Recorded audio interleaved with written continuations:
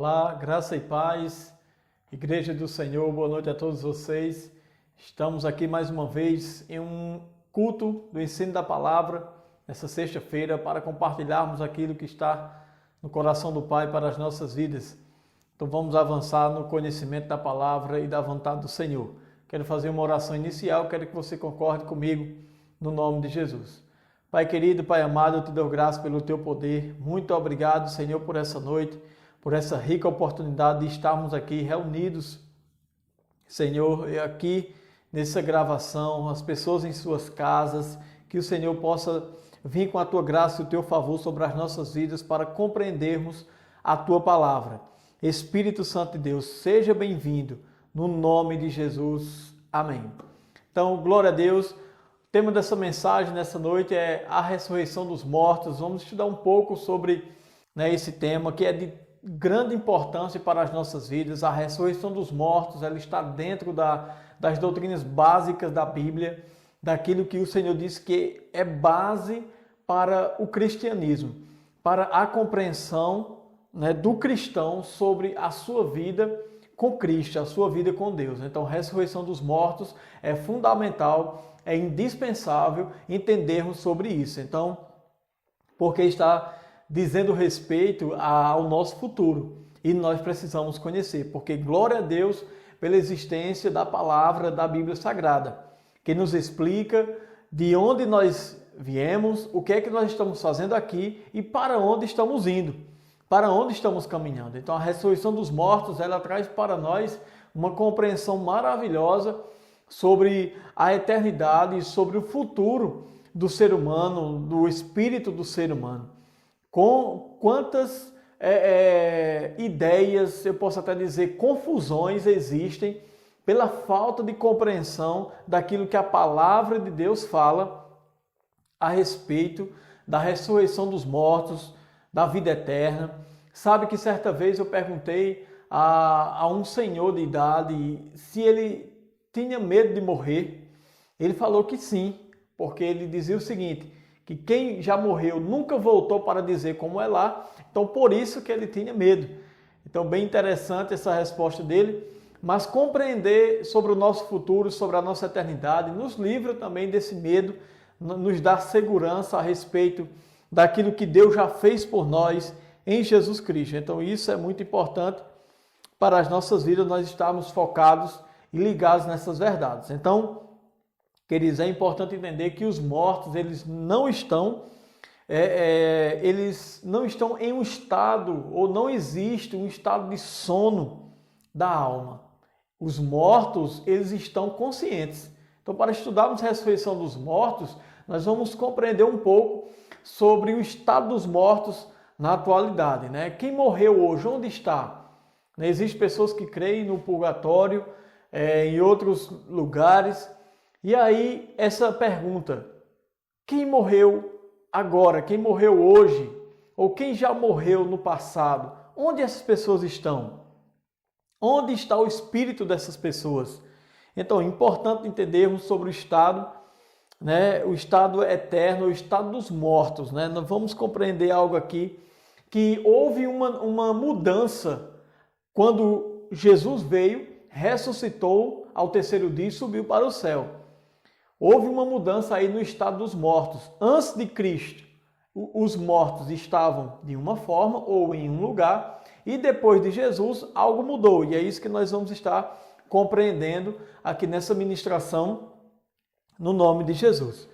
Olha só, antes de Jesus Cristo, todo mundo que morria, o espírito de todo mundo, eles iam para um lugar chamado Hades.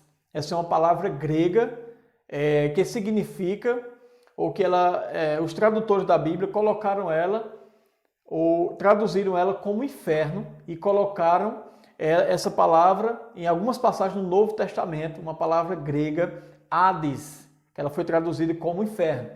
Mas ela seria melhor colocada, gente, se tivesse sido traduzida ou colocado, que ela significa também região dos mortos. Região dos mortos. Entenda bem, todos que morriam antes de Jesus Cristo iam para esse lugar, o Hades, a região dos mortos. A palavra grega Hades. E uma palavra hebraica, né, usada no Antigo Testamento para a região dos mortos ou para inferno, é a palavra Sheol. Essa palavra ela vem em Salmos e em outras passagens, como também em alguns lugares trata como sepultura, profundezas, morte, mas é a palavra Sheol, que significa região dos mortos. Todo mundo que morria ia para esse lugar. Então, todo mundo que morria antes de Jesus. E nesse lugar, no Hades, ou na região dos mortos, ou no Sheol, havia 2 compartimentos. Havia o lugar de tormento e o lugar de consolo. Quem é que iria para o lugar de tormento? Aquelas pessoas que morriam sem crer na palavra, sem crer nas promessas de Deus e não criam também nas profecias. Essas pessoas iam para um lugar de tormento, eram condenadas àquele lugar. Mas as pessoas que morriam, e isso eu estou falando, prestem atenção, antes de Jesus vir. As pessoas que morriam sem crer na palavra, sem crer nas promessas, sem crer nas profecias, elas iam para o lugar de tormento. Mas as que criam na palavra, que acreditavam nas promessas e nas profecias, elas iam para o lugar de consolo, também conhecido como seio de Abraão. E existe uma passagem, daqui a pouquinho a gente vai ler, uma história aqui que Jesus relata, Jesus nos conta, está registrado em Lucas, no capítulo 16, a partir do versículo 19, uma história aqui bastante interessante, que é do rico e Lázaro, e aqui traz para nós grandes esclarecimentos. E agora, depois de Jesus Cristo, o que foi que aconteceu? Depois que Jesus morreu e ressuscitou ao 3º dia, quem morre em Cristo não vai mais para o Hades, não vai mais para a região dos mortos, mas vai para o céu ou paraíso, vai estar com o Senhor. Depois da ressurreição de Cristo, houve essa mudança em relação ao estado dos mortos. Como é importante entendermos isso. E a gente vê passagens em todo o Novo Testamento se referindo a isso, trazendo essa referência de que as pessoas que morreram agora em Cristo vão estar com o Senhor. E eu quero trazer uma referência aqui de Filipenses, no capítulo 1, versículo 23. O apóstolo Paulo faz aqui uma declaração extraordinária que nos explica verdadeiramente o que acontece com aquele que morre em Jesus Cristo. Então o apóstolo Paulo diz assim, Filipenses 1, 23. Ora, de um e outro lado estou constrangido, tendo o desejo de partir e estar com Cristo, o que é incomparavelmente melhor. Veja o que ele está dizendo aqui, que tinha o desejo, estava constrangido, tendo o desejo de partir e estar com Cristo. Ele sabia que se partisse dessa terra, dessa vida para outra, ele não iria para o Hades, mas ele disse que iria estar com Cristo. E ele enfatiza dizendo o que é incomparavelmente melhor. Glória a Deus por isso. Deus é muito bom. Então, queridos, nós vamos ler aqui Lucas 16, 19, capítulo 16, versículo 19, a história do rico e Lázaro. Observe bem. Ora, havia certo homem rico que se vestia de púrpura e de linho finíssimo e vivia todos os dias regalada e esplendidamente. Havia também certo mendigo chamado Lázaro, que jazia cheio de chagas à porta daquele e desejava alimentar-se com as migalhas que caíam da mesa do rico. Os próprios cães vinham lamber-lhe as chagas. Versículo 22. Morreu o mendigo e foi levado pelos anjos para o seio de Abraão. Acabei de falar para você o seio de Abraão. Esse lugar, a região dos mortos, o Hades. Morreu também o rico e foi sepultado. Observe bem, versículo 23. No inferno, algumas traduções já trazem a palavra aqui Hades, mas aqui está dizendo nessa minha tradução, Almeida aqui já está dizendo inferno. Versículo 23. No inferno, estando em tormentos, ergueu os olhos e viu ao longe a Abraão e Lázaro no seu seio. Então olha que interessante. O rico morreu, foi sepultado e foi encontrado no inferno, está dizendo aqui, estando em tormentos. No versículo 23, estando em tormentos, ele olhou e viu a Lázaro e viu Abraão. Lázaro e Abraão no seu seio. Veja só, ele estava em um lugar onde ele olhava e via também Lázaro e via também Abraão. Só que ele estava em tormentos, como eu falei para você. Era um lugar só, onde eles podiam se ver, mas existia o lugar de tormento e o lugar de consolo. Vamos continuar aqui. Versículo 24. Então clamou: Pai Abraão, tem misericórdia de mim? Isso aqui foi o rico que clamou. E manda Lázaro que molhe na água a ponta do seu dedo e me refresque a língua, porque estou atormentado nesta chama. Vamos observar algo aqui. Olha o que ele pede. Pai Abraão, tem misericórdia de mim? Ele diz, e manda Lázaro que molhe a ponta do seu dedo. Molhe a ponta do seu dedo e me refresque a língua, porque estou atormentado nesta chama. Ele enfatiza aqui uma chama. Queridos, pensa comigo, quando você está com muita sede, você seria saciado com apenas a ponta de um dedo molhado na água? De maneira alguma. Muitas vezes, quando estamos com uma sede extrema, a gente toma um copo cheio de água, bebe um, daqui a pouco quer beber outro. Imagina que tamanha tormenta ele estava aqui. O rico dizendo aqui que estava atormentado, para que refrescasse a língua dele, porque ele estava atormentado naquela chama. Olha só, gente, que coisa séria. Nós precisamos entender isso, nós precisamos compreender que ele estava nessa chama e estava observando e vendo que Abraão e Lázaro não estavam atormentados, mas que ele queria que eles pudessem tentar aliviar de alguma forma o tormento dele. O versículo 25, olha a resposta de Abraão. Mas Abraão respondeu: Filho, lembra-te de que recebeste os teus bens em tua vida, ao passo que Lázaro somente males, mas agora ele é consolado e tu atormentado. Tem muita gente que acha que pega essa passagem para dizer que quem for rico vai para o inferno, vai sofrer eternamente, mas quem for pobre ou viver mendigando, qual é o exemplo aqui de Lázaro, vai para um lugar bom, vai para o céu. E isso não tem nada a ver. Não tem nada a ver. Nós vamos ver o porquê Lázaro, ou porque o rico foi para um lugar de tormento e Lázaro para um lugar de consolo. Então ele diz aqui, além disso, versículo 26, está posto um grande abismo entre nós e vós, de sorte que os que quiserem passar daqui para vós, não poderiam, nem os de lá passar para cá. Eles estavam se vendo, estavam conversando, mas havia um grande abismo. Nenhum poderia ir para o lugar do outro. E aqui no versículo 27 diz assim, respondeu ele, agora o rico novamente, rogo-te, ó pai Abraão, que o mandes à casa de meu pai, pois tenho 5 irmãos, que ele lhes dê testemunho, a fim de que não venham também para este lugar de tormento. Gente, olha que coisa séria. O rico se lembrou que tinha 5 irmãos. Pediu para que Abraão mandasse Lázaro ir lá dar testemunho, pregar para eles, falar o que estava acontecendo lá na eternidade, para que eles também não fossem para aquele lugar de tormento. Então, como eu falei aqui, os mortos não estão em um estado de sono da alma, eles estão conscientes. Agora, o que nós não temos base bíblica para te dizer aqui, é que os mortos, a base bíblica que nós não temos para afirmar que eles lá estão tendo a consciência ou o entendimento do que está acontecendo aqui em tempo real.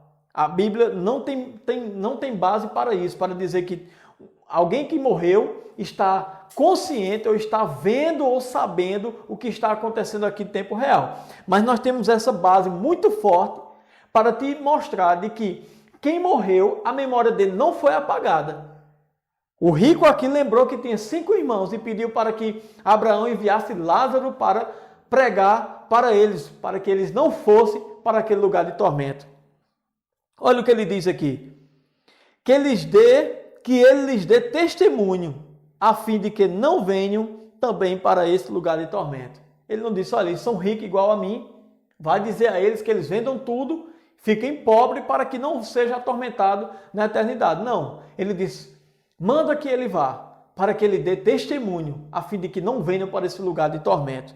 Vamos ter mais uma base aqui para te explicar o porquê ele estava lá. Versículo 29. Disse-lhe Abraão, eles têm Moisés e os profetas, que eles ouçam. Ouçam-nos. Ele diz, ele já tem Moisés, ou seja, ele já tem a lei. E os profetas, as profecias, e aqueles que praticavam, que propagavam a lei, que pregavam, que anunciavam. Olha o que ele diz, ele já tem Moisés, as leis, e os profetas, as profecias. Ouçam-nos, que eles ouçam o que ele já tem. Mas ninguém vai sair daqui para lá, não. Que eles ouçam, está vendo, gente? Aqui é onde está trazendo para mim e para você o entendimento do porquê esse rico foi para o lugar de tormento.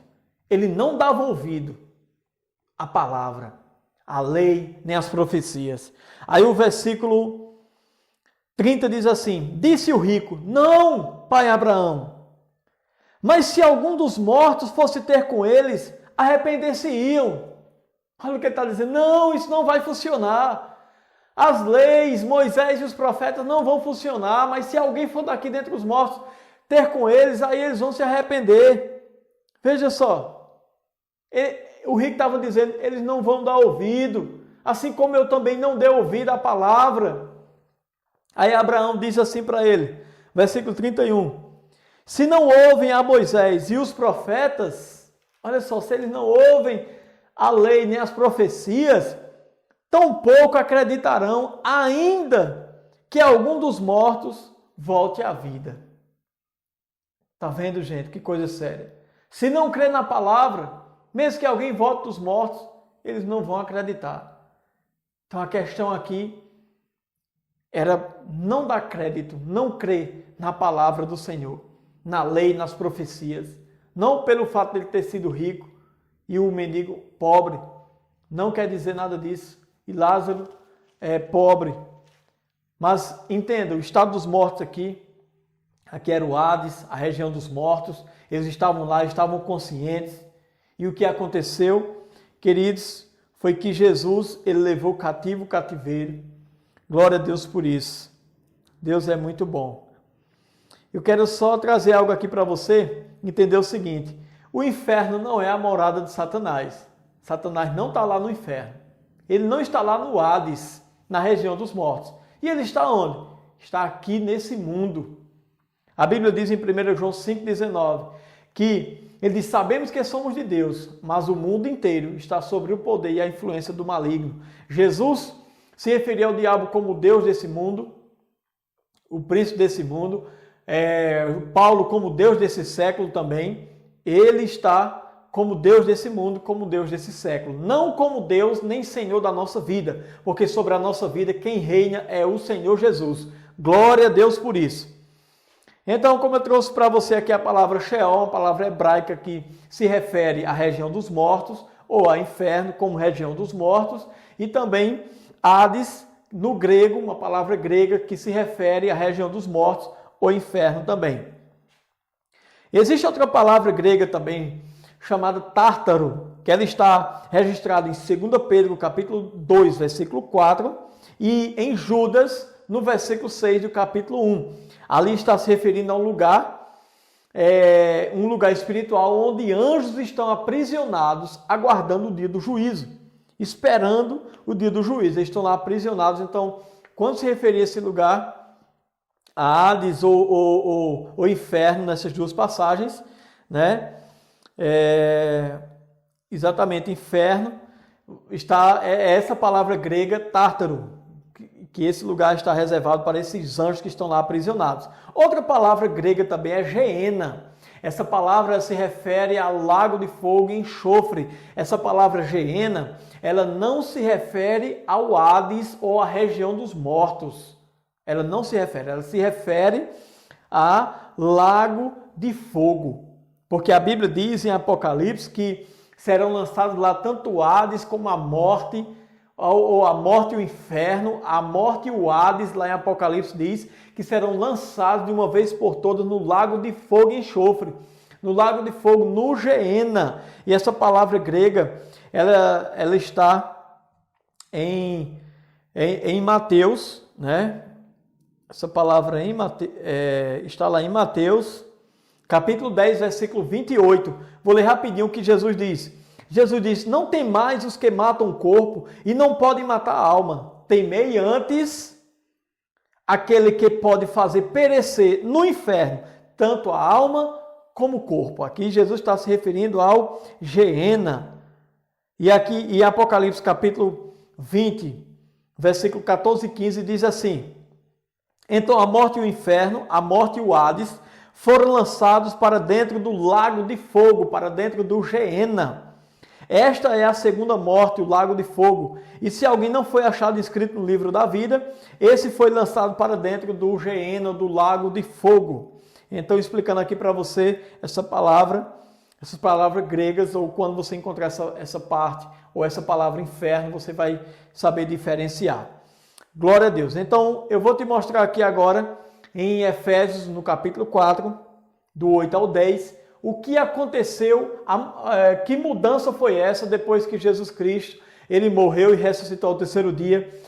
Que mudança ele provocou no Hades, ou na vida daqueles que morrem agora crendo na palavra, crendo no Senhor Jesus, crendo na promessa de Deus. O que aconteceu com essas pessoas? Veja só, Efésios capítulo 4, versículo 8. Por isso diz: quando ele subiu às alturas, ele quem? Jesus Cristo. Levou cativo o cativeiro. Quem era esse cativo, o cativeiro que ele levou? Aqueles que estavam no seio de Abraão, no Hades, na região dos mortos, o seio de Abraão, as pessoas que morreram crendo na palavra, crendo nas promessas. Jesus foi lá e levou eles. Levou cativo o cativeiro e concedeu dons aos homens. Ora, que quer dizer subiu, se não também havia descido às regiões inferiores da terra? Regiões inferiores da terra, o Hades. Aquele que desceu é também o mesmo que subiu acima de todos os céus para encher todas as coisas. Glória a Deus por isso. Hoje os crentes não vão mais para o Hades, eles vão para o céu ou paraíso, vão estar diretamente com o Senhor. Quem morre em Cristo Jesus hoje vai para o céu ou para o paraíso. Glória a Deus por isso. Vai estar com o Senhor. Em 2 Coríntios capítulo 5, versículo 8, rapidinho, diz assim, ó: entretanto, estamos em plena confiança, preferindo deixar o corpo e habitar com o Senhor. O apóstolo Paulo diz, mais ainda, queridos, trazendo aqui uma referência do que significa morrer hoje em Cristo, que é estar com o Senhor. Glória a Deus por isso. A ressurreição dos mortos é uma verdade antiga, né? Que como Jó falava, os salmistas falavam, se referiram. Então vamos citar aqui Jó capítulo 19, versículo 25 e 26. Olha o que Jó diz aqui. Porque eu sei que o meu Redentor vive, e por fim se levantará sobre a terra. Depois revestida em meu corpo, da minha pele, em minha carne, verei a Deus. Glória a Deus. Então veja o que Jó estava dizendo aqui. Ele disse, eu sei que o meu Redentor vive, e por fim se levantará sobre a terra. Ele disse, depois este meu corpo, da minha pele, ele disse, depois revestido este meu corpo da minha pele, em minha carne, verei a Deus. Ele estava crendo e enfatizando aqui a ressurreição dos mortos. Que interessante, né, sabermos disso. Então, outro ponto aqui, gente, muito interessante, que é importante você saber, nós sabermos, que existe uma diferença entre a ressurreição dos mortos, do que nós estamos falando, versus a diferença entre o milagre da ressurreição. Existe a ressurreição dos mortos, recapitulando, e o milagre da ressurreição. Então entenda isso, como é importante entendermos, como é importante diferenciarmos. O que quer dizer o milagre da ressurreição? O milagre da ressurreição são aquela grande quantidade de pessoas que a gente vê na Bíblia que chegaram a morrer, tiveram a morte física, né? Mas que o milagre, o poder de Deus operou na vida daquelas pessoas e elas voltaram a viver. O milagre da ressurreição. Como é importante sabermos disso? Olha só, essas pessoas que morreram e ressuscitaram, como a Bíblia relata, de várias aqui, elas depois morreram novamente e estão todas aguardando o dia onde vão ressuscitar para receber um corpo glorificado. Todas elas. Mas a primeira que aconteceu, a primeira pessoa que morreu e ressuscitou para nunca mais morrer, foi Jesus Cristo. E isso vai acontecer também com aqueles que morreram. Tanto os que morreram em Cristo, como aqueles que morreram sem Cristo. Eles vão ressuscitar, receber um corpo glorificado para viver eternamente com esse corpo. Ou no lago de fogo, no Geena, ou no céu, ou o paraíso, ou na Nova Jerusalém com o Senhor. Então, mas isso é fato, vai acontecer com todos. Mas o primeiro que morreu e ressuscitou para nunca mais morrer foi o nosso Senhor e Salvador Jesus Cristo. E eu quero trazer para você aqui essas bases bíblicas, Atos 26, 23 e Romanos capítulo 6, versículo 9. Então, principalmente em uma ministração como essa, em um estudo como esse, é importante você estar com uma caneta, um papel, pega a tua Bíblia e você vai estar aí acompanhando. Atos 26, 23 e Romanos 6, 9. Vamos lá, Atos 26, 23 diz assim: isto é, que o Cristo devia padecer e sendo o primeiro da ressurreição dos mortos, devia anunciar a luz a este povo e aos gentios. Agora veja Romanos 6, 9. Sabedores de que, havendo Cristo ressuscitado dentre os mortos, já não morre. Glória a Deus. A morte já não tem domínio sobre ele. Glória a Deus por isso. A morte não tem domínio mais sobre o nosso Senhor Jesus Cristo. E onde é que nós estamos, queridos? Nós estamos em Cristo. Agora, pessoas que ressuscitaram, ou pessoas que provaram do milagre da ressurreição, que está relatado na Bíblia. Pensa comigo, reflete comigo. Você pode citar alguma?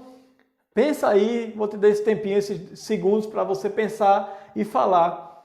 E lembrar, eu lembro de fulano, eu lembro de cicrano, que morreu e ressuscitou. Então, vou citar algumas aqui para refrescar a tua memória.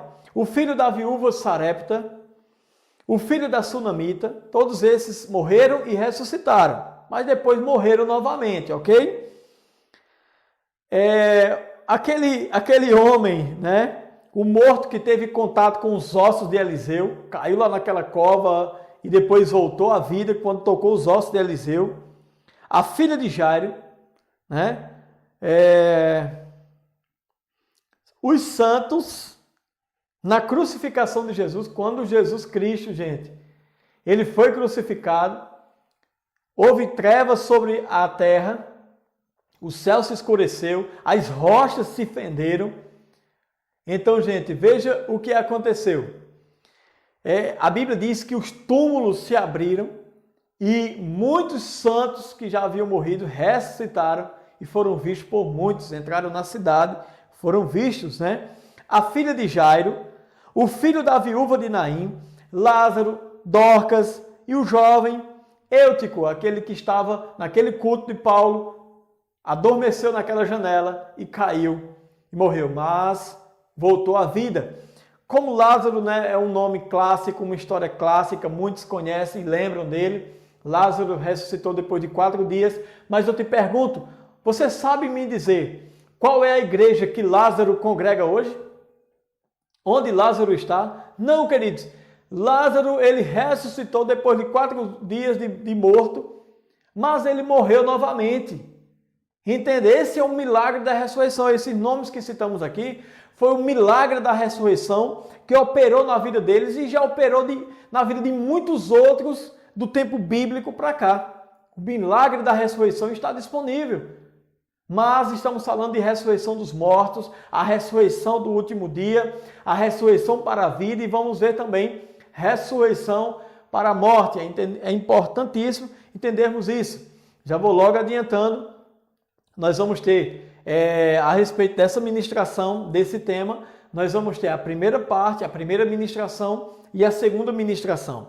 A primeira nessa sexta-feira e a segunda na outra sexta-feira. Então fica ligado, você não vai perder, para que você possa entender bem esse assunto. Glória a Deus por isso. Então, a Bíblia, ela ensina, ela fala a respeito de duas ressurreições. Ressurreição para a vida e ressurreição para a morte.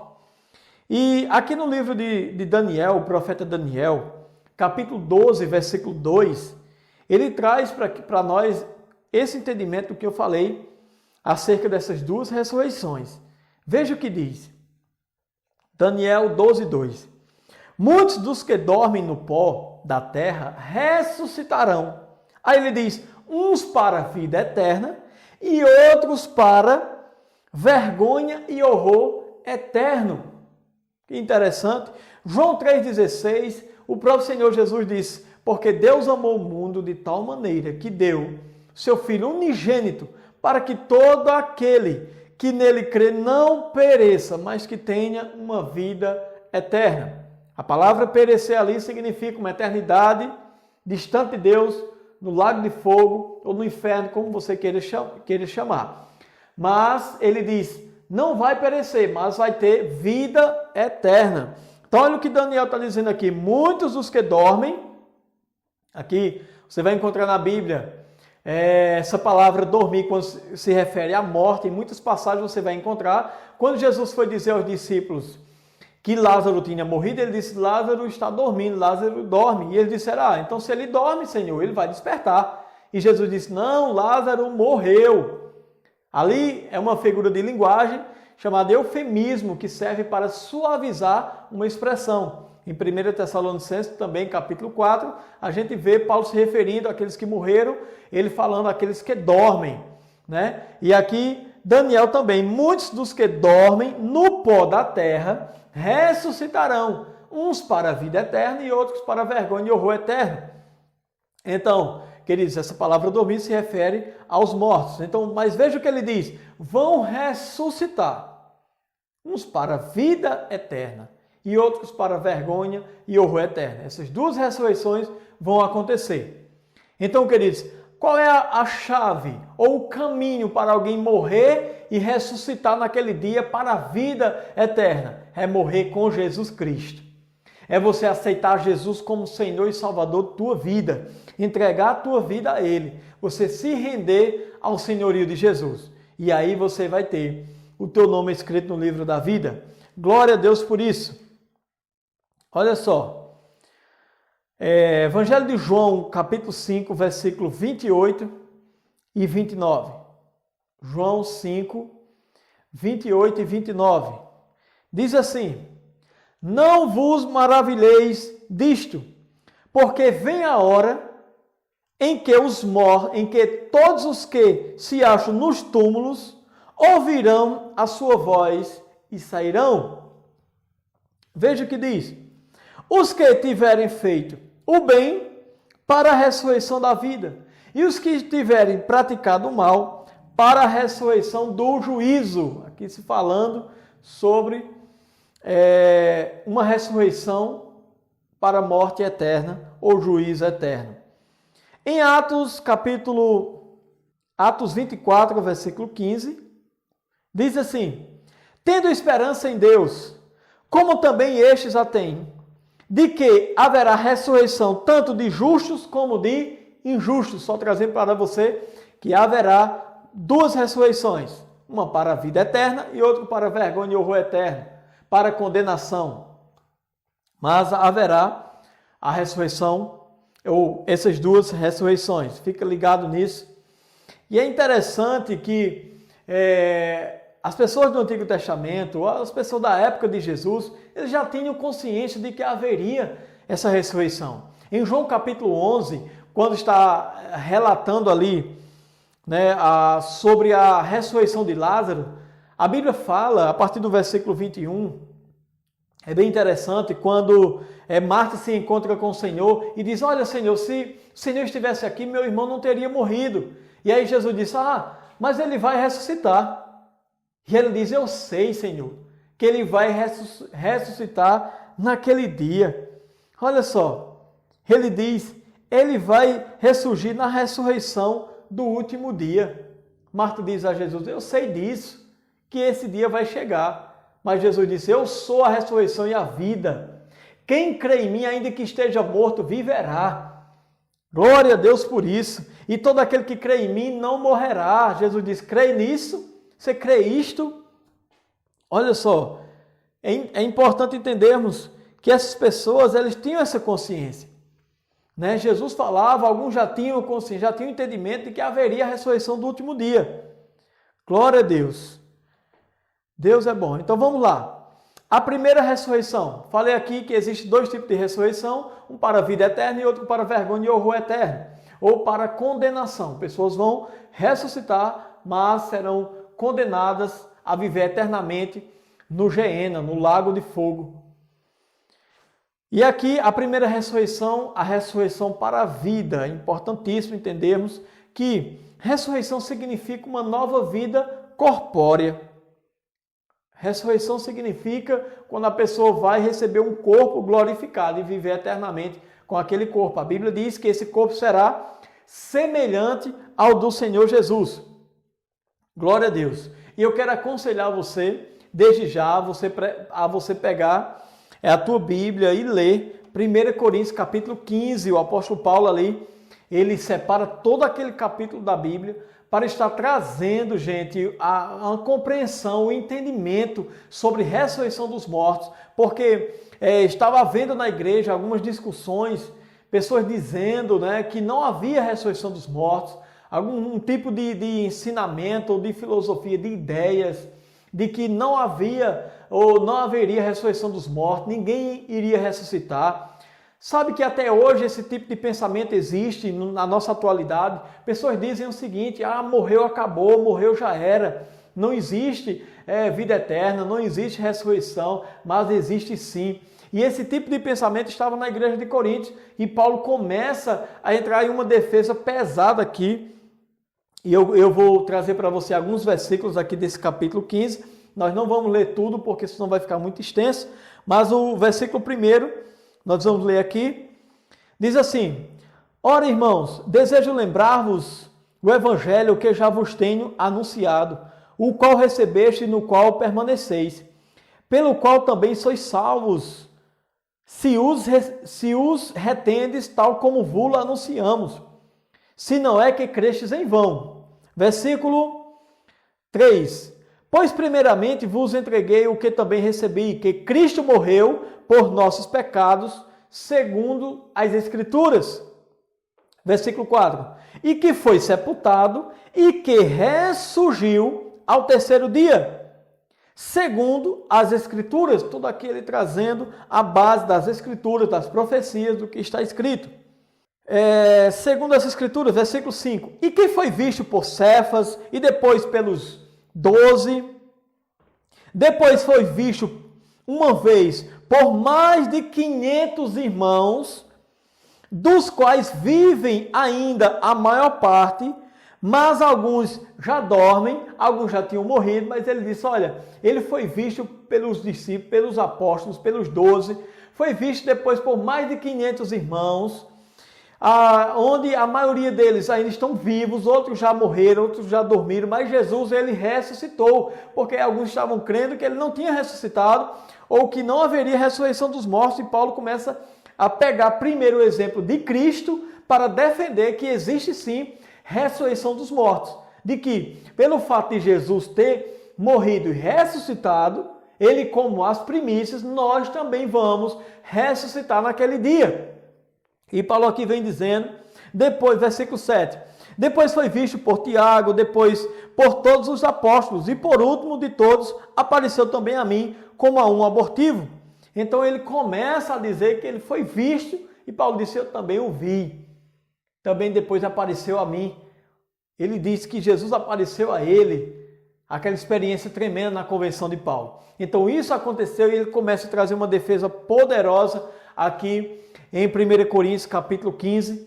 Queridos, e para que não fique tão extenso essa ministração, esse vídeo nós vamos estar encerrando aqui nesse ponto de 1 Coríntios 15. Depois, na segunda parte dessa ministração de hoje, na sexta-feira, há 8 dias, estaremos trazendo a segunda parte, concluindo esse assunto. Então fica ligado no nome de Jesus.